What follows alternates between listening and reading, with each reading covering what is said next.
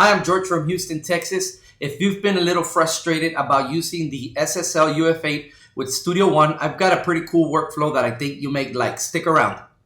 I have a mix here with 38 tracks. I'm not gonna play any audio. I'm only gonna go through the workflow that I use for mixing.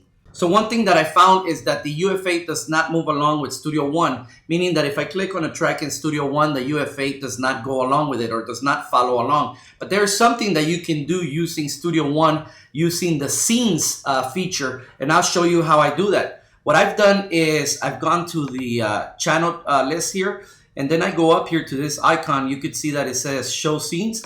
I click on it and I've created some scenes here. I've actually created 9 scenes. Every time I go to one of these scenes, only certain tracks display. Now I did that by setting the recall options to visibility only.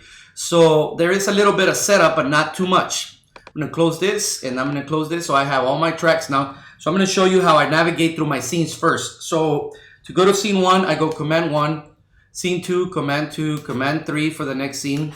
And I have numbers assigned to it. So this is how I'm able to quickly go to each section. So when I'm mixing, I usually start with the vocals. So I have my vocals there. I have my lead vocal, a vocal bus, I have the mix bus, and I have what I call a stem. I like to work with a workflow using stems or separate tracks, almost like VCA, so that I don't have to go back and forth through all the mix to adjust some of the volumes. So my stems section looks like this. So all of the buses are going to stems. So if I wanted to adjust the volumes, I could do it all here from the stems. So let me show you how I get the UF8 to track along with me. So I'm gonna go one scene at a time. So I'm gonna show you scene 1, which is my percussion, and I have my phone here. Sorry, I don't have anything set up. I'm a bit rusty doing these videos. So as you can see, as soon as I change the scene, the controller changed with it. So I'm gonna go to scene 2 here. So I changed scene 2, and you can notice how the controller moves. 7, 8, 9. Now, say I was mixing the drums, and I think that's scene 3, right? You can see all of my tracks there.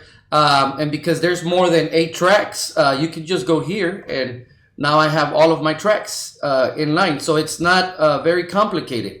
So I hope this makes sense. Just wanted to make it quick. Again, going through each scene. Scene 1, the controller changes, it banks. Scene 2, scene 3, scene 4, scene 5, scene 6.